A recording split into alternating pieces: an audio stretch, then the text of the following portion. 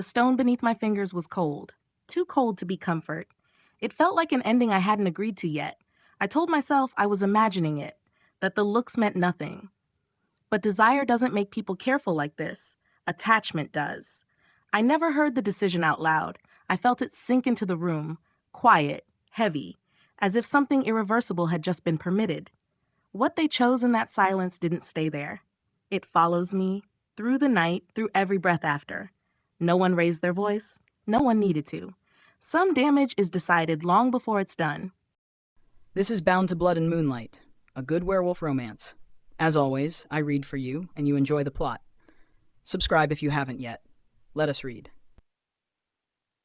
Chapter 29. Seeds of Removal. The Elder Chamber lay deep beneath the main hall, a place meant for deliberation, not deception.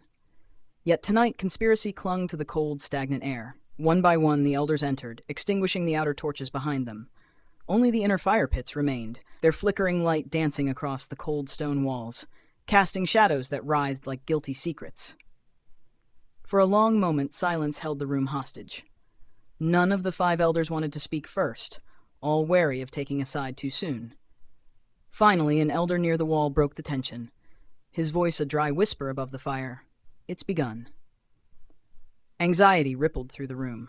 At the head of the stone table, Elder Vale studied an ancient, brittle scroll, tapping his finger lightly against it. The sound seemed impossibly loud in the quiet. The prophecy it contained cut straight to the point. His mate will be his undoing. Vale's voice carried the weight of inevitability.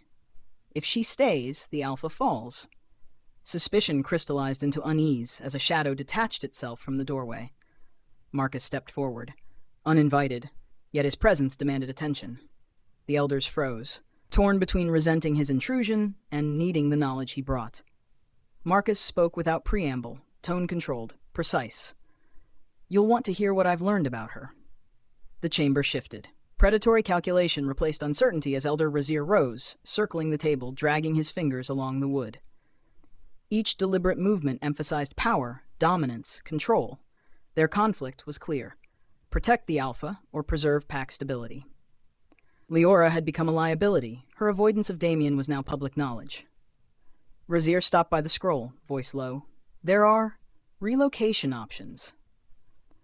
The scraping of a chair leg punctuated the threat, like a physical blow. Marcus leaned in, voice quiet but loaded with menace. He didn't demand. He suggested, weaving doubt and fear into the elders' minds.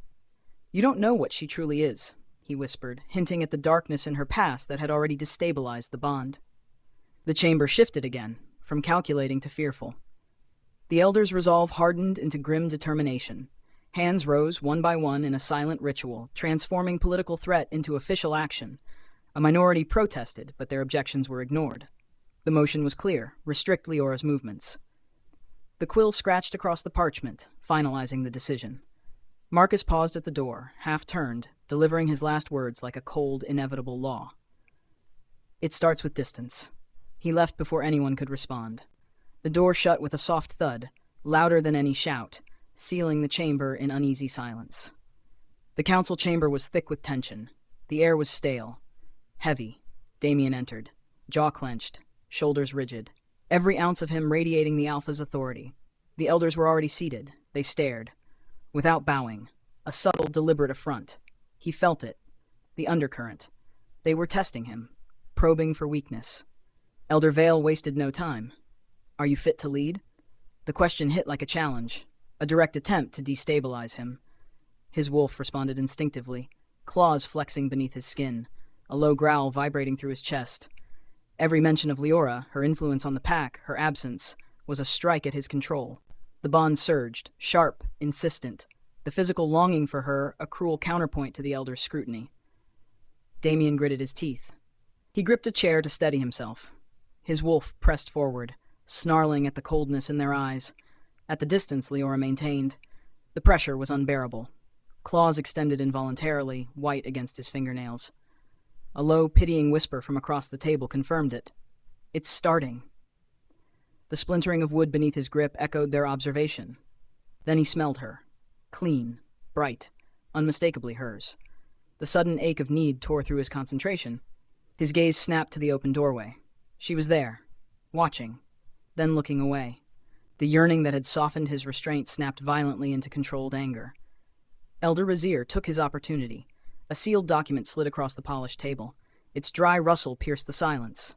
The decree was clear: limit Leora's rights. To Damien, it wasn't governance. It was betrayal.